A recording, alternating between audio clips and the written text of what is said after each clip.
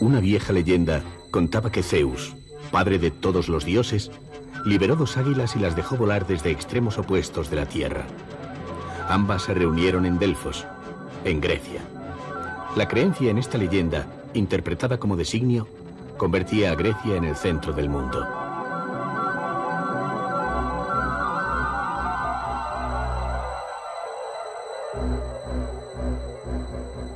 Grecia es la tierra donde en un tiempo los hombres se rebelaron contra los credos del mundo antiguo y dieron un nuevo sentido a la condición humana.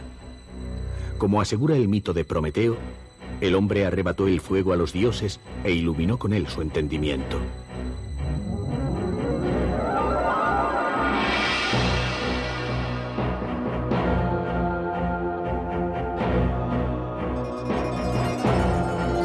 Ir a Grecia para un occidental es una especie de viaje iniciático al origen de su cultura. Es constatar que aquellos lugares míticos existen realmente. Viajar a Grecia permite activar nuestra imaginación y reconstruir el mosaico de nuestra memoria remota.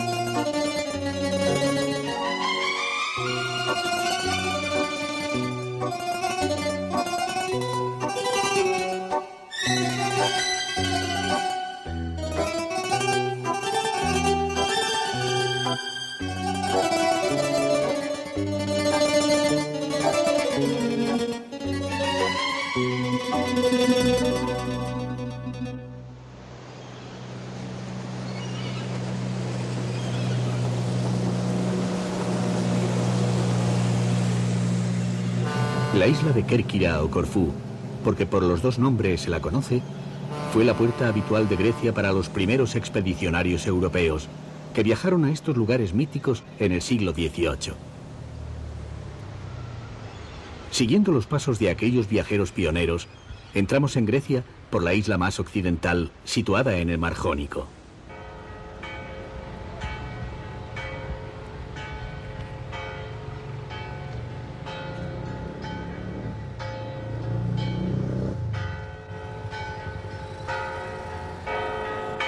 Lo primero que impresiona llegando al puerto es su luz. La misma luz que hizo que los poetas románticos vieran en el Mediterráneo el territorio de la libertad y convirtieran estos pueblos en su patria espiritual. En aquellos tiempos, Corfú era veneciana.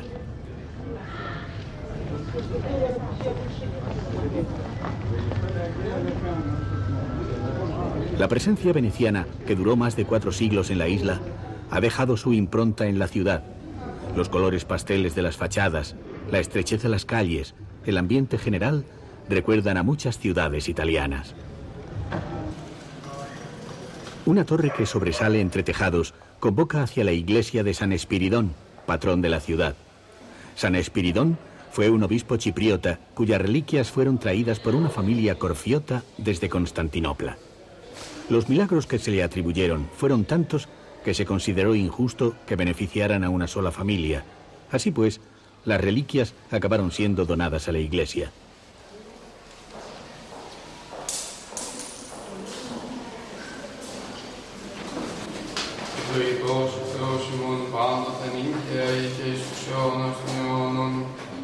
Sus restos se conservan en el templo, en una urna de plata.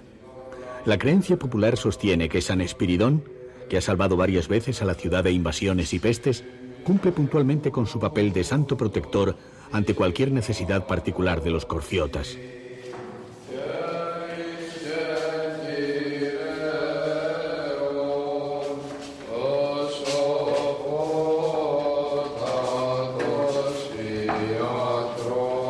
Los griegos abandonaron a sus antiguos dioses por real decreto cuando, convertidos en ciudadanos del Imperio Romano, fueron obligados por Constantino a hacerse cristianos. Después, en el siglo XI, se separaron de la autoridad de Roma. El griego actual se considera, como San Espiridón, fundamentalmente bizantino.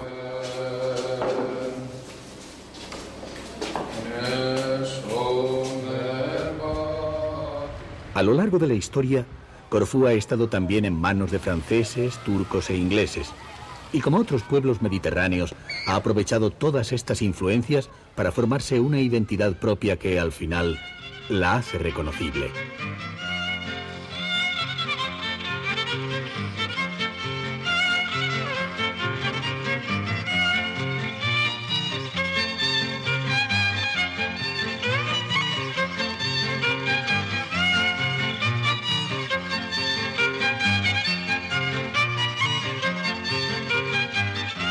La unificación de costumbres, incluso de idioma, entre las distintas regiones griegas es algo relativamente reciente y hay que atribuirla al fuerte espíritu nacionalista surgido en su larga lucha por la independencia.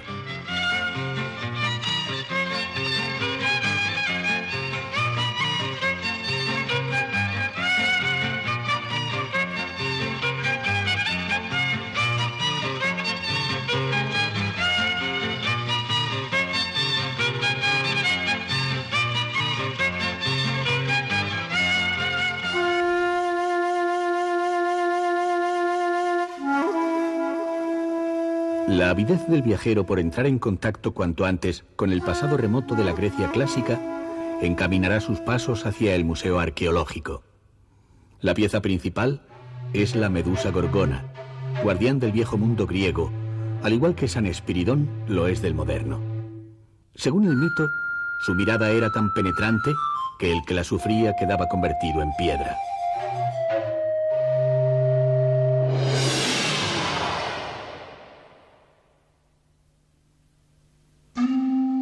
Las estatuas, las figuras, los restos que se contemplan en el museo son como trozos de un relato que ya conociéramos. En estas piezas encontraron anteriores viajeros como Lord Byron, Oscar Wilde o los hermanos Darrell los elementos para hacer de Grecia la patria de un ideal no perdido del todo. Ellos, entre otros, lo desenterraron y reconstruyeron con obras hasta volver a configurarlo como una actitud ante la vida por encima del tiempo.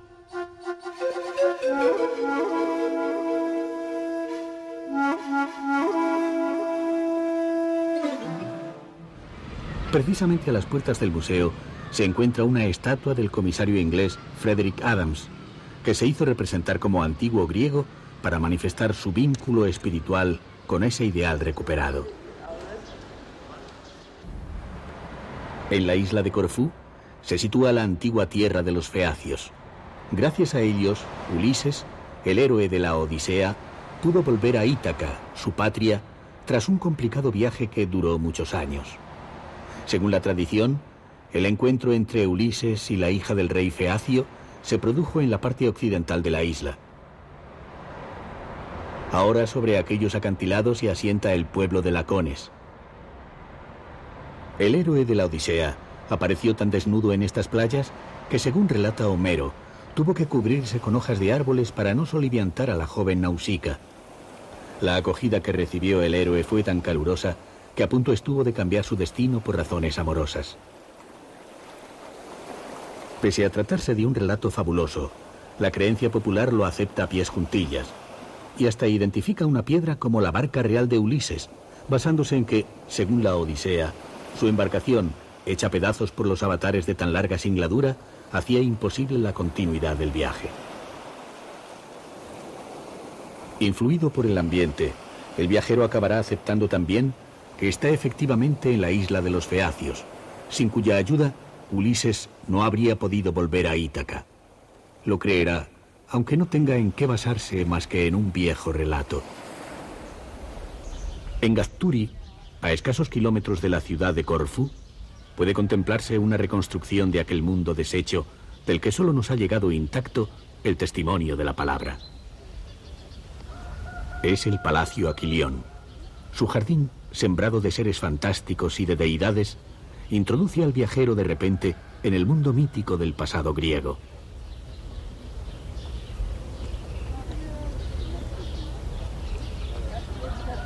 La obra fue mandada a construir por la emperatriz Isabel de Austria, más conocida con el nombre de Sisi, que fue apasionada lectora de las obras clásicas y los poemas homéricos.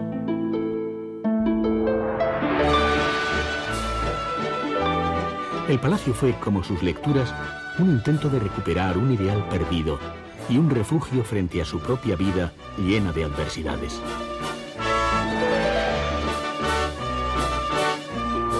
Eligió el nombre de Aquilión para manifestar su admiración por Aquiles, el héroe de la Ilíada.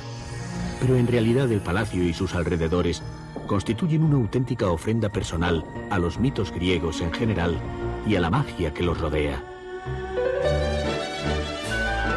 Los frescos del interior, inspirados en los hallazgos de las excavaciones de Pompeya, están animados por la presencia permanente de dioses, gigantes y titanes. Sin embargo, lo que atrae la atención del visitante, como si todo el palacio estuviera concebido en función del cuadro, es el triunfo de Aquiles. El lienzo representa el momento en que el héroe arrastra los despojos del troyano Héctor después de vencerle en duelo.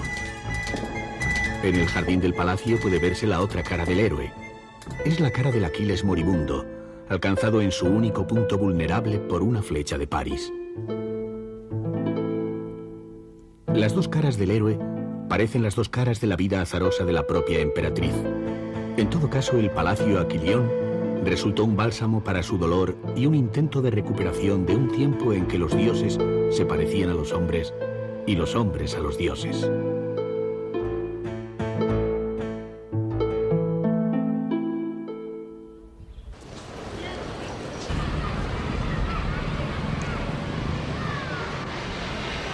Cuando se echa la noche, las tranquilas calles de Corfú se iluminan con una luz cansada que contrasta con la luz cegadora del día. Probablemente salga de una taberna una canción que acaricia el sosiego.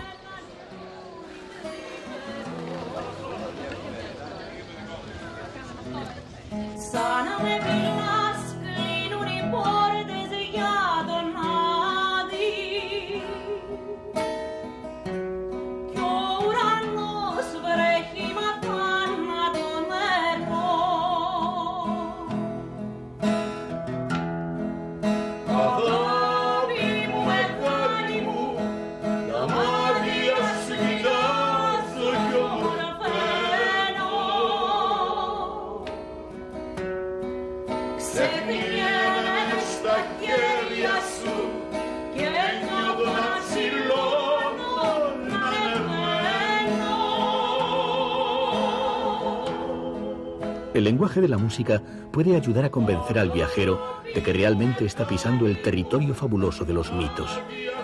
Si llega a ese convencimiento, es señal de que su viaje a Grecia empieza a ser tan espiritual como físico.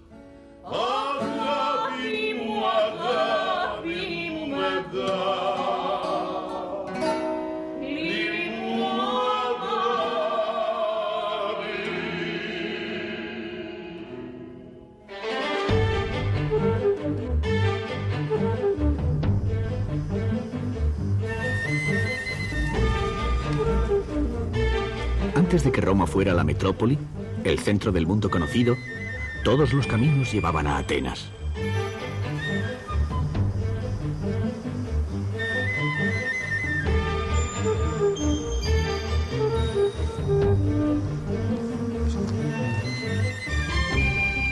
El pueblo griego había elaborado un sofisticado pensamiento a lo largo de varios siglos en el que la mítica, aliada con la historia, justificaba sus distintos avatares a lo largo de varios siglos de oscuridad. Su éxito en la guerra contribuyó a dar a ese pensamiento verosimilitud, solidez y fijeza. La adopción de un nuevo código de escritura permitió convertirlo en espejo del mundo y que nos quedara como legado.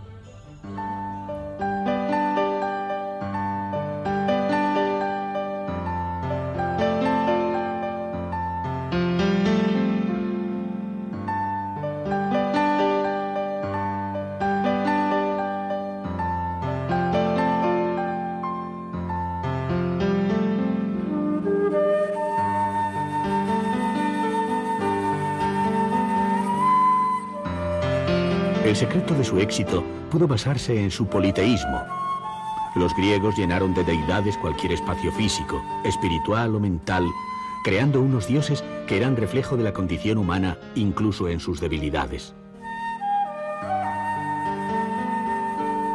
El resultado fue el antropocentrismo. El hombre, que podía enfrentarse a un dios concreto, evitarlo o acogerse a otro, se liberaba de una voluntad abrumadora que rigiera su vida de manera omnímoda y comenzaba a contemplar el mundo con los ojos de un dios. Su hegemonía lo hizo en cierto modo libre y le permitió investigar todo lo que acontecía a su alrededor y examinar el cosmos a su albedrío.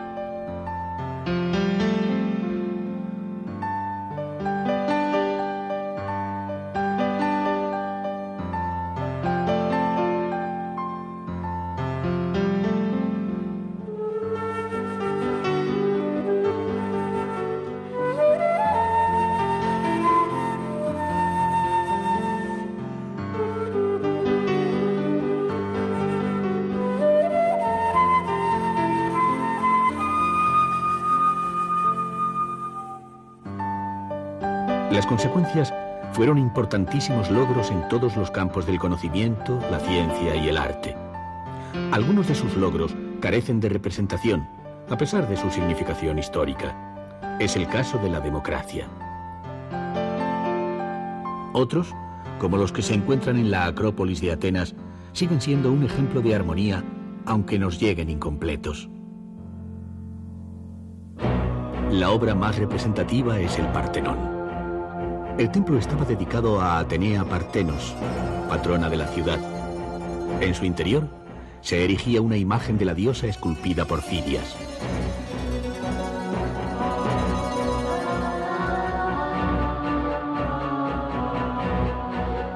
La construcción es un ejemplar modélico de lo que en arquitectura se conoce como regla de oro, que consiste en aplicar una relación de 4/9 entre la altura, la anchura y la largura. Además de figurar a la cabeza de todos los cánones de belleza, el Partenón se considera el ejemplo de un pensamiento armónico.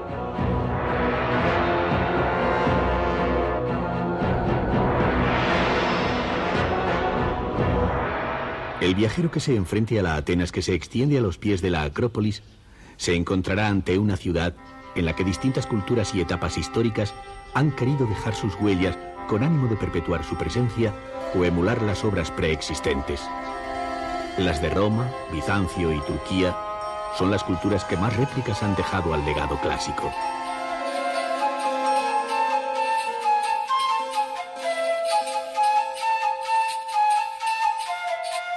Actualmente Atenas es una ciudad que ha multiplicado por 100 su población en menos de un siglo y se ha plantado en 4 millones de habitantes. Esta cantidad supone el 40% de la población griega y reúne todas las ventajas y todos los inconvenientes de cualquier gran urbe del mundo. Sin embargo, lo que diferencia a Atenas de otras grandes ciudades es su respeto a todo su pasado, hecho que convoca a permanentes encuentros con sus diferentes etapas históricas en un simple paseo. Cuando se construyó el estadio Panacenaico para la celebración de los primeros Juegos Olímpicos de la era moderna, su aforo de 69.000 personas excedía la población total de Atenas. Era a finales del siglo pasado y la ciudad solo tenía 40.000 habitantes. Todavía estaba reciente la creación del nuevo Estado griego y el estadio se sumó a la serie de edificaciones que querían simbolizar al nuevo Estado independiente.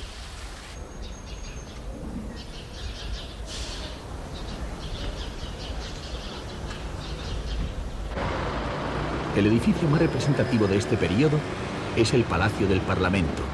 Fue concebido como palacio real. Actualmente es la sede de la Cámara de Diputados y del Consejo de Estado.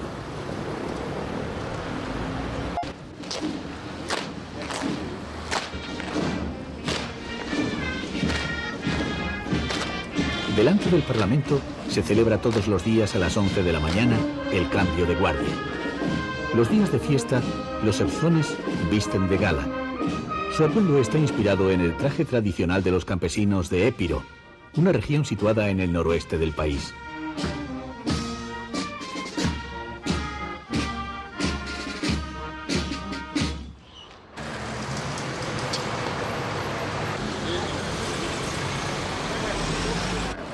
Algo que puede llamar también la atención del visitante extranjero es la cantidad de iglesias que pueblan la ciudad. Algunas son tan pequeñas como oratorios.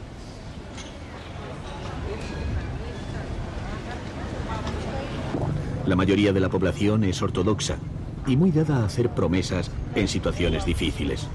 La consecuencia es que muchos templos son familiares e incluso algunos estrictamente personales.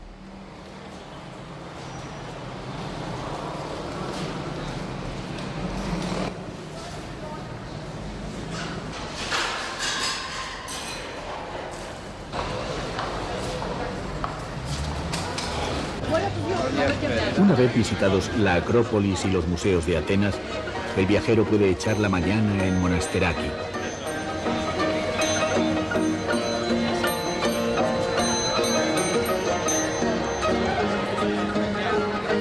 El barrio entero es un bazar en el que los comercios sacan los productos a la calle para llenar los ojos del paseante. El griego afirma que toda necesidad o gusto ha de encontrar satisfacción aunque tenga que inventarse. El problema, pues, no es de oferta, sino de que lo que queramos esté a la altura de nuestras posibilidades.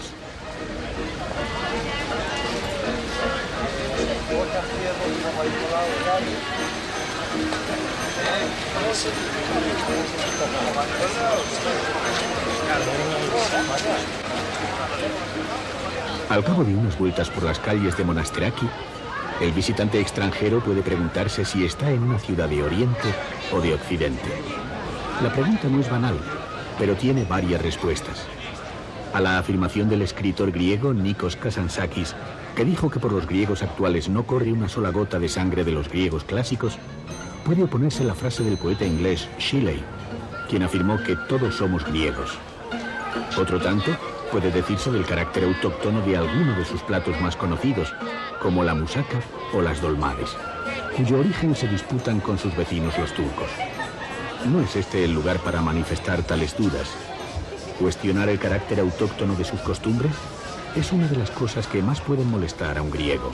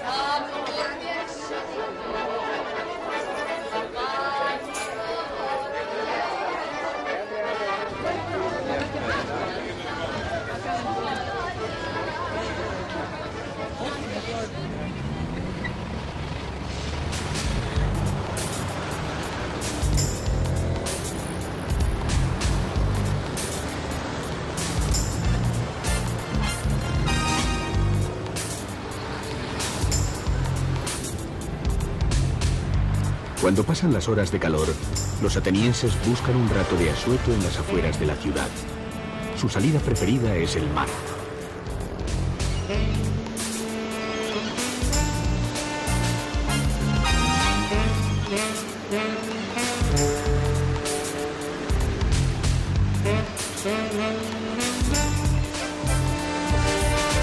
Microlímano es uno de los puertos que forman el Pireo.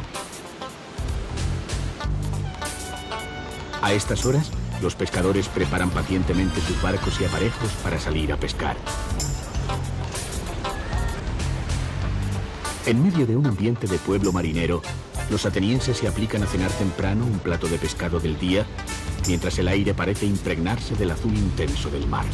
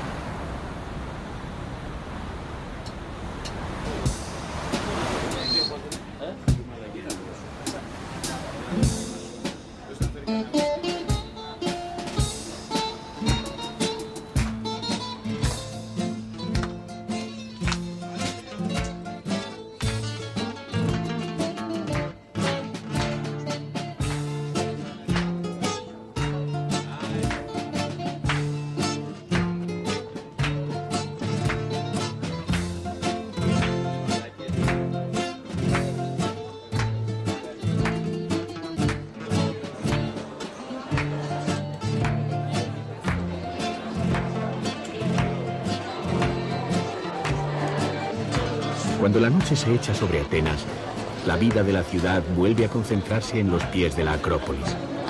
A estas horas es el barrio de Placa el que cobra mayor animación. El barrio es un moderno ágora donde se dan cita lo cosmopolita y lo local.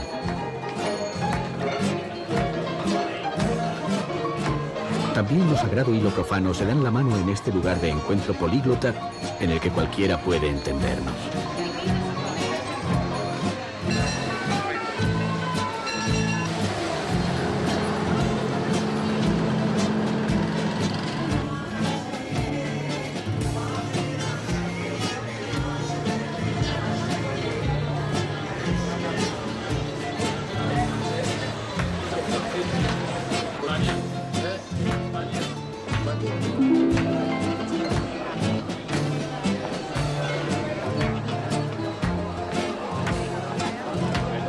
La vida de la Placa resume la vida nocturna de Atenas.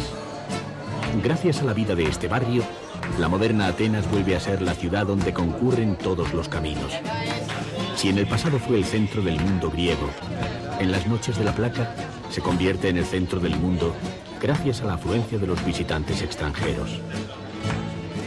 El rumor de una música discreta estimula a alargar la noche conversando con cualquiera en cualquier terraza, bajo cualquier parra.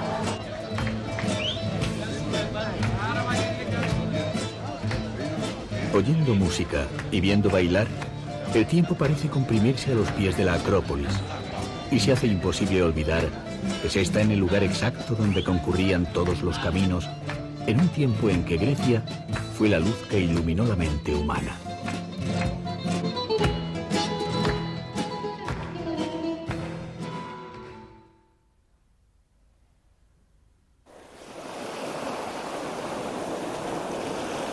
Un recorrido inexcusable para cualquier extranjero que visite Grecia es la costa norte del Golfo de Corinto.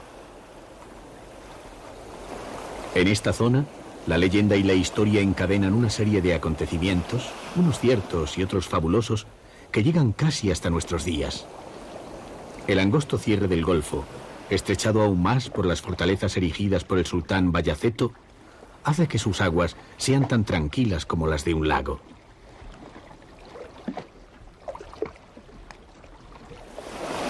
Sin embargo, el sosiego que actualmente exhalan estas aguas y estas costas ocultan al viajero que estos territorios han sido escenarios de encarnizadas batallas, en las que pretextos religiosos eludían el reconocimiento del valor estratégico de la zona.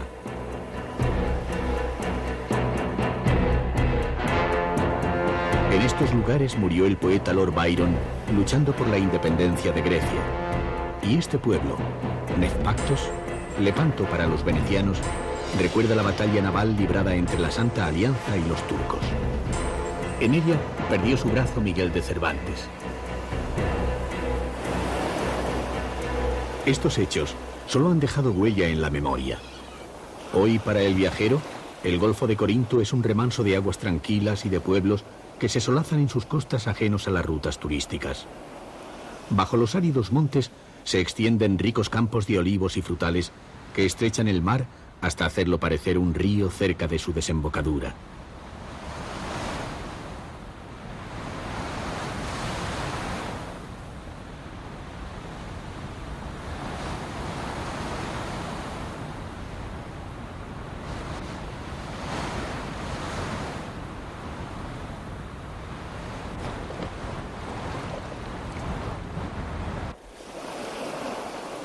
A medida que se avanza hacia el este, el paisaje se va haciendo más irreal. Así se llega hasta el monte Parnaso, donde según la leyenda se reunieron las dos águilas soltadas por Zeus desde dos extremos de la tierra, indicando con ello que este lugar era el centro, el ombligo del mundo. En aquel pasado remoto, la disputa por poseerlo no fue cosa de hombres, sino de dioses. Actualmente, el santuario de Delfos es uno de los lugares más visitados de Grecia. En un principio, este lugar sagrado estuvo dedicado a Gea, la diosa madre tierra, y la fuente de su oráculo estaba custodiada por la serpiente Pitón.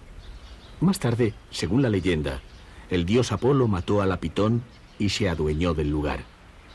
En el siglo VII a.C., este enclave se convirtió en santuario de Apolo y oráculo de todos los pueblos griegos.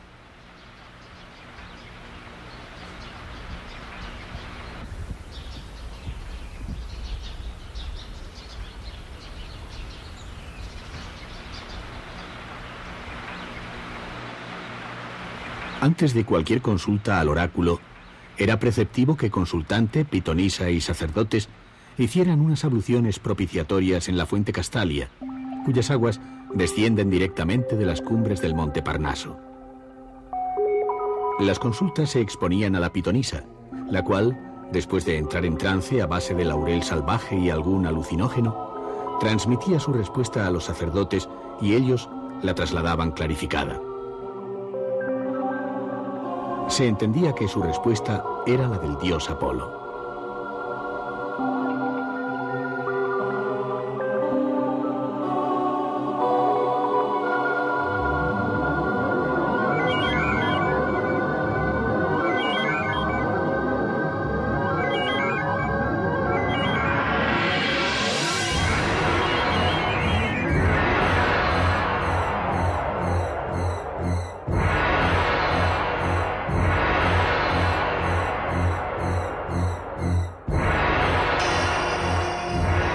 El oráculo funcionó durante varios siglos y todos los pueblos de Grecia tuvieron derecho a consultarlo, llevar sus exvotos y guardar sus tesoros en el santuario. En realidad, lo que cada pueblo exhibía en él eran los trofeos conquistados ante los demás pueblos griegos.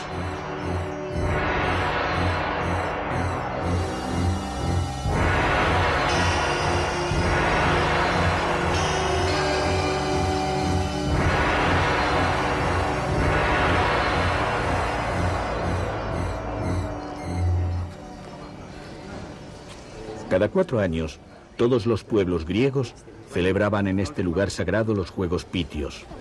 Los anunciaban unos mensajeros 6 meses antes, y a partir de ese momento quedaban suspendidos todos los conflictos entre ellos. Las treguas permitían acudir con total impunidad a todos los pueblos griegos, incluidos los enzarzados en la guerra más encarnizada.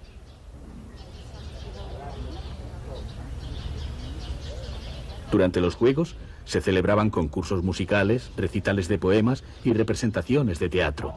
Los últimos días se celebraban competiciones deportivas que sirvieron de base, junto con las celebradas en otros santuarios griegos, a la celebración de los modernos Juegos Olímpicos.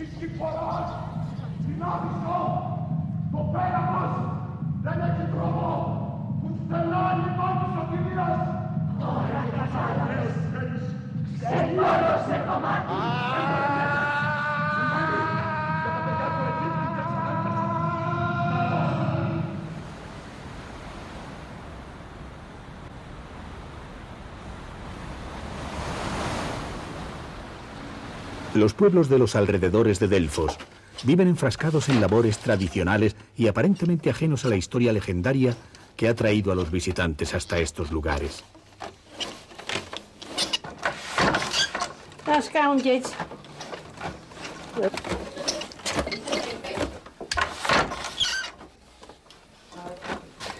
En el pueblo de Arajova, las mujeres se dedican al tejido de tapices. Sin embargo, estas labores también pueden entroncarse de algún modo con los mitos.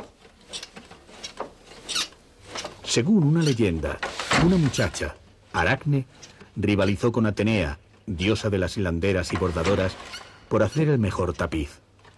La diosa representó en el suyo la majestad de los dioses y el castigo de los mortales que osaban desafiarlos. Aracne tejió en su tela los amoríos de las deidades y todas sus debilidades. El descaro de la muchacha irritó tanto a la diosa que la convirtió en araña. La leyenda puede no ser cierta, pero en todo caso remonta el origen de las labores de estas mujeres a tiempos inmemoriales.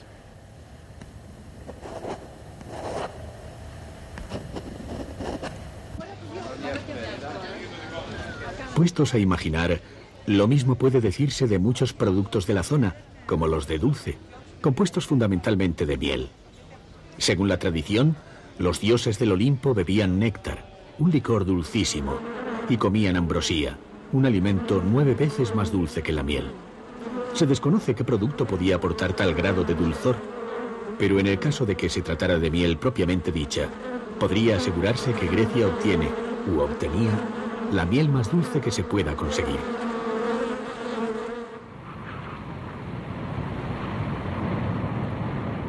Descendiendo las laderas del monte Parnaso, el viajero tiene ante la vista un verdadero mar de olivos. Es el olivar de Anfisa, que tiene 5 millones de árboles y produce, al parecer, el mejor aceite de Grecia. A la sombra del monte Parnaso, donde se consideró que estaba el centro del mundo, el viajero se siente inclinado a creer todo, incluso a imaginar que en este lugar, donde hoy se reconoce el pasado, se sigue adivinando también el futuro.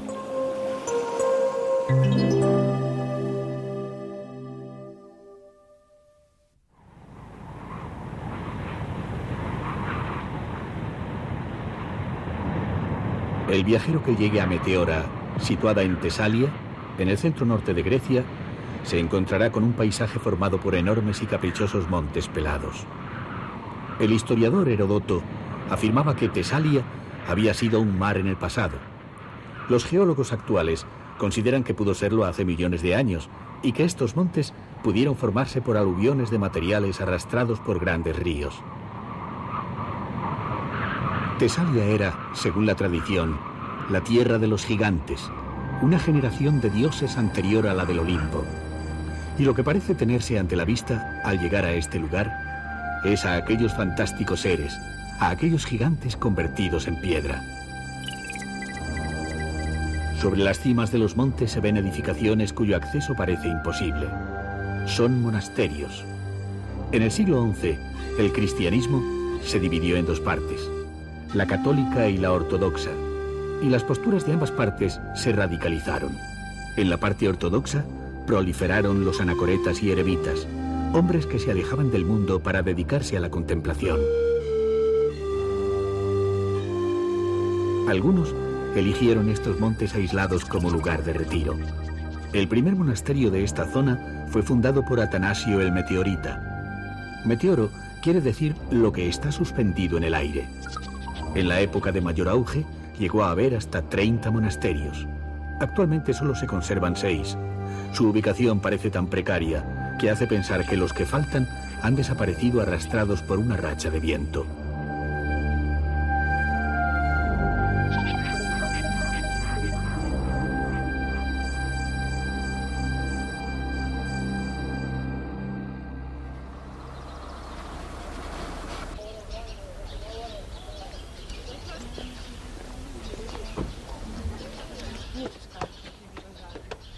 La dificultad de los accesos pone de manifiesto la voluntad de alejarse del mundo de quienes se retiraban a estos lugares. En el pasado, la relación con el exterior de quienes aquí se encerraban quedaba supeditada a una polea. Aunque hoy el aislamiento se ha dulcificado en cierto modo, sigue siendo evidente la voluntad de alejarse del mundo de quienes todavía hoy viven aquí retirados.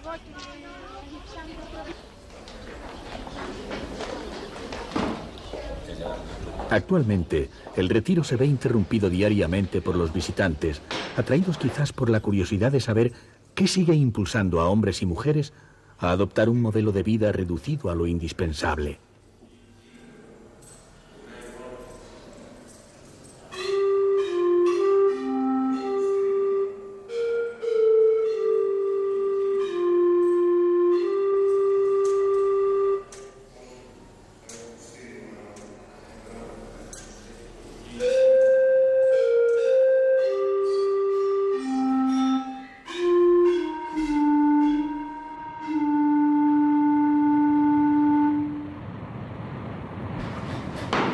En Castraki, el pueblo que se extiende a los pies de los monasterios, proliferan los talleres dedicados exclusivamente a la producción de iconos.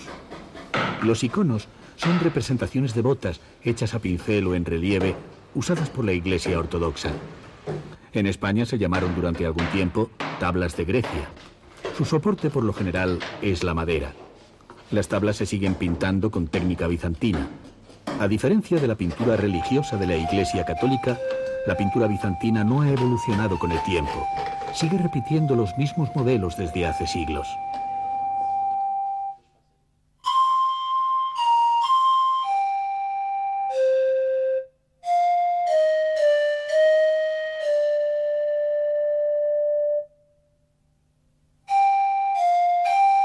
Los iconos se suelen llevar como recuerdo de la visita a Meteora.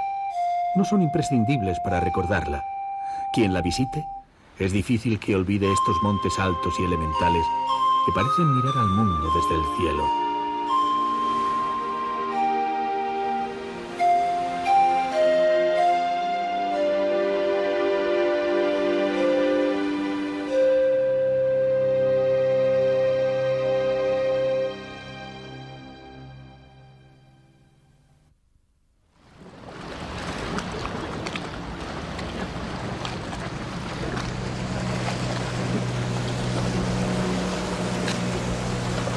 Las islas del Egeo son como borbotones de espuma blanca que surgieran del mar.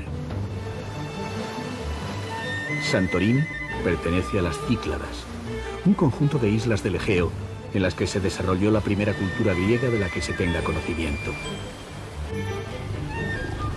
Nada se sabe de ella, solo que existió.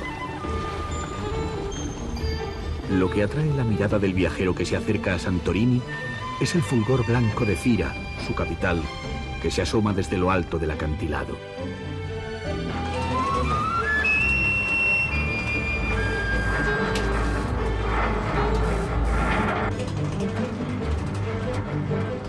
La isla está asentada en una zona de gran actividad volcánica, que la ha destruido varias veces y la ha convertido en una plataforma inclinada sobre el mar. En la bahía de Fira, donde se desembarca, reciben al viajero altas paredes de piedra casi verticales. Llegar hasta arriba supone salvar un desnivel equivalente a 600 escalones.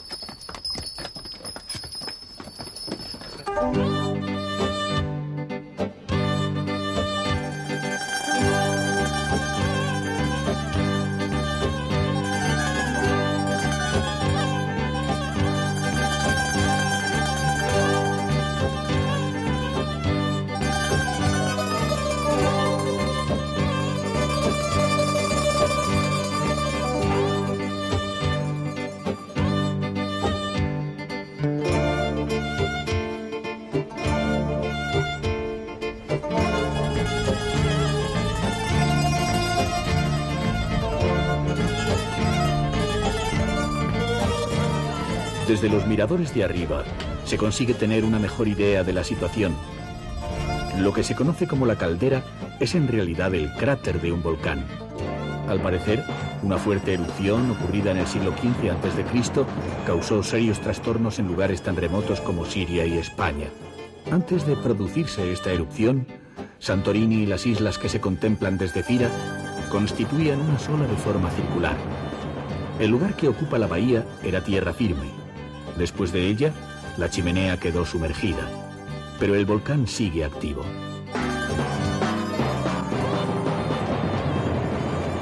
El blanco de Fira produce un efecto cegador a los ojos del recién llegado. Las cúpulas de las iglesias que salpican la ciudad parece que hubieran servido de modelo a muchas casas particulares. En todo caso, sirven de faro para orientarse en la ciudad. El trazado sinuoso de sus calles se debe al carácter rocoso de la isla, que no permite hincar el pico donde se quiere. Parte de muchas casas está encajada en las cavidades de las rocas. La gente que viene a conocer la isla del volcán no ha producido aún cambios aparentes. Su imagen responde exactamente a lo que suele imaginarse cuando se piensa en Grecia.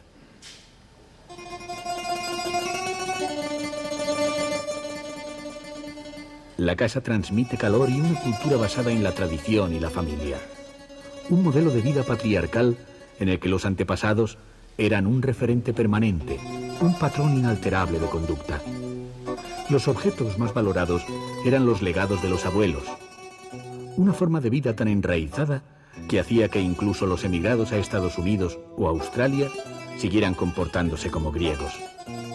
El pasado era un valor permanente.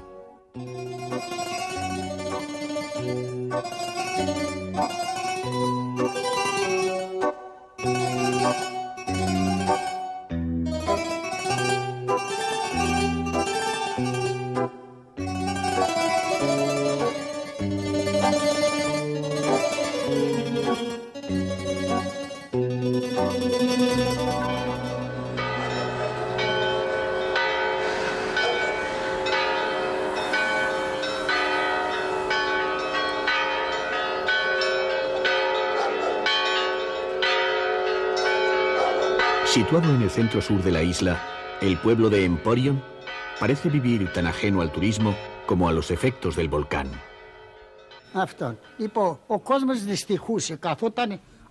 Bonos, un habitante del pueblo, recuerda sin embargo una erupción del año 25 que ennegreció el pueblo y lo inundó de cenizas. Nos cuenta que entonces había 5 latifundistas y los demás vivían mal. Y dice que los que antes pasaban hambre ahora son dueños de tierras porque con el turismo se enriquecieron. Al caer la tarde, el blanco de Santorini va perdiendo su fulgor poco a poco, mientras el sol, casi en el crepúsculo, va tiñendo el cielo y el mar de colores atornasolados. A esta hora, Fira y el vecino pueblo de Ia se reparten la asistencia de visitantes al espectáculo del atardecer sobre el cráter. Y entonces se entiende que el volcán, que arroja humo y cenizas de vez en cuando, deja caer sobre todo maná sobre Santorini. Las miradas convergen en el astro que está a punto de perderse en el horizonte, como si lo engulliera el cráter, y se tiene la impresión de que su marcha fuera para siempre. Acabado el espectáculo, la gente busca un lugar donde cenar.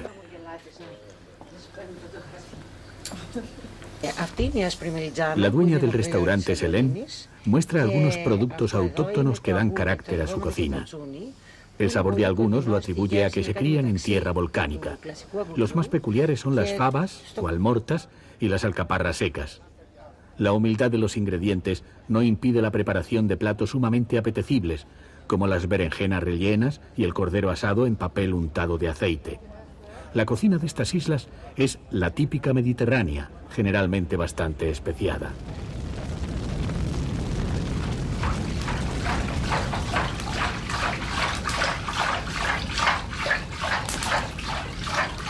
Quien quiera descubrir una isla solitaria en el Egeo debe hacer escala en Ios. El hombre que elabora pacientemente este queso de cabra asegura que nunca ha salido de la isla. Su horizonte se ciñe a los contornos del mar que la rodea. Él, como sus cabras, cuando llega a la línea de la costa, da un paso hacia atrás.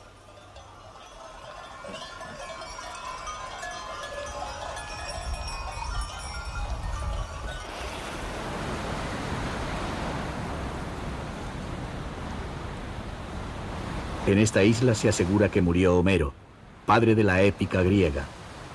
Imaginar el rico mundo de la Ilíada o la Odisea en medio de estos seriales solo puede concebirse en ciegos o en titanes. Aquí el único espectáculo es el cielo y el mar.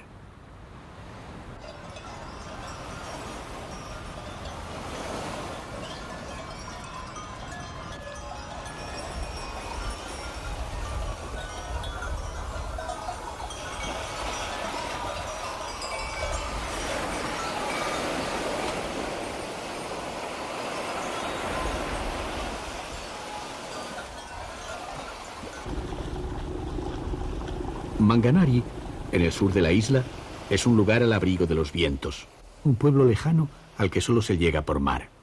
En realidad, el pueblo es un hotel.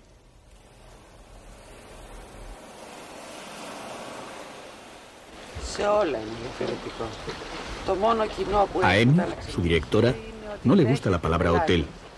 Para ella solo es un hotel porque recibe huéspedes. Por lo demás, es una aldea acorde con la naturaleza y la historia del lugar. Aunque su construcción sea reciente, no quiere ser otra cosa que una aldea cicládica, como son las que existían antes de que llegara el turismo. Para Emi, esta parte de la isla debe seguir ofreciendo lo que ofrecía antes de surgir su aldea: retiro, soledad.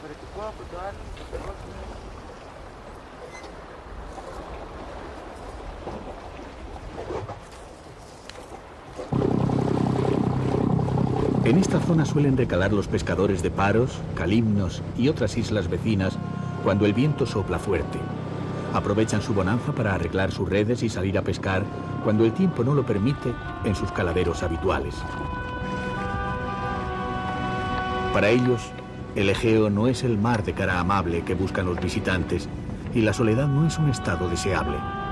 Para ellos, el mar da la vida, con el pescado y las esponjas, pero también se la lleva.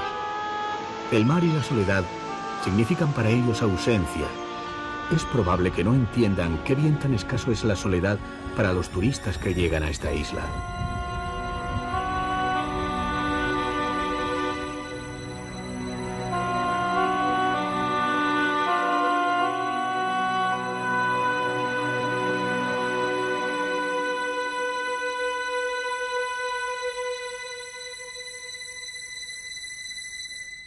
Al recorrer las Cícladas, es imposible sustraerse al atractivo que ejerce la fama de Mykonos.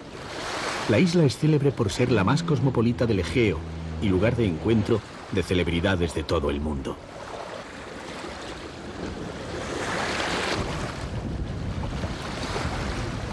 Pero el viajero que quiera conocer bien Mykonos, pronto deberá darse cuenta de que existen dos Mykonos, la de aluvión de turistas y la de los naturales de la isla. También ellos son cosmopolitas a su manera, como los personajes de Nikos Kazantzakis. Conocen todo el mundo por el que han visto pasar por su isla, y ya pocas cosas pueden sorprenderles. No saben hablar muchos idiomas, pero no existe un lenguaje que ellos no entiendan.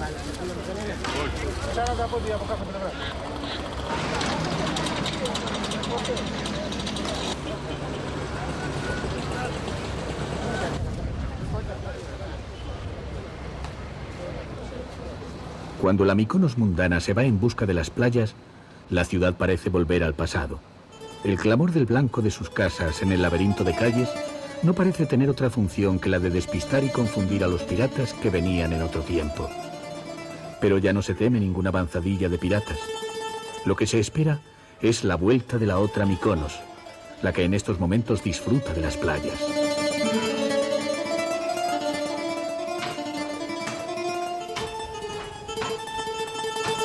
Esta isla se puso de moda hace 30 años. A pesar de la afluencia masiva de visitantes, ha sabido mantener su encanto. Mientras la Mykonos estacional sigue en la playa, la vida de la Mykonos local es la de cualquier pueblo marinero.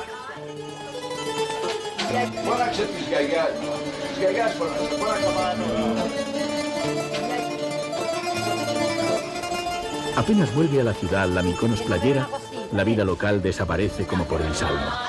Las calles quedan a merced de los visitantes y la ciudad entera se convierte en un interminable paseo. El único elemento local que queda fuera del techado son los molinos, recordando que esta isla es un feudo de Eolo. Aquí suele soplar el viento a menudo. Al atardecer, los molinos parecen mirar los colores del crepúsculo reflejados en la pequeña Venecia, un conjunto de casas palafíticas que recuerda a la ciudad de los canales. También por la noche hay dos Mykonos. Una sale a primera hora a los restaurantes en busca de un plato típico y vino de resina, o busca ambiente por sus todavía solitarias calles o lugares de encuentro en los que hacer planes. En Mykonos se ofrecen varias fiestas mundanas todas las noches.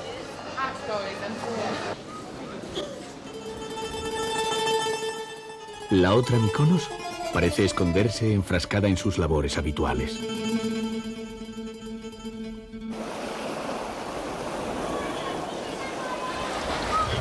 Un barrio nos descubre que la vida local renace también algunas noches. Asistimos a una fiesta de las que no aparecen en las crónicas mundanas de las revistas, sino que emana de la tradición y la vida cotidiana. Aunque abierta a la participación de los visitantes extranjeros, tiene sus propios códigos y rituales.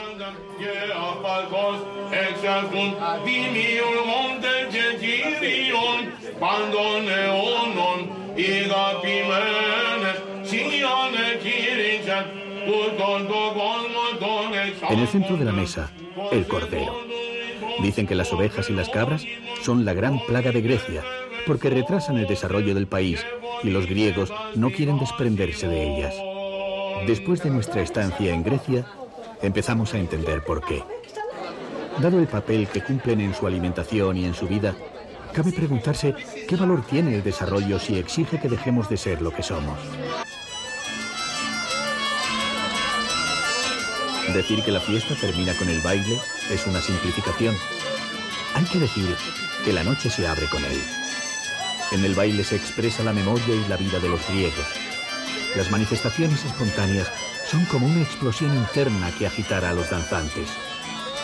Viéndolos entregados al baile, el viajero dejará Grecia convencido de que Dionisos no solo existió alguna vez, sino que aún vive. Realmente, nunca ha muerto.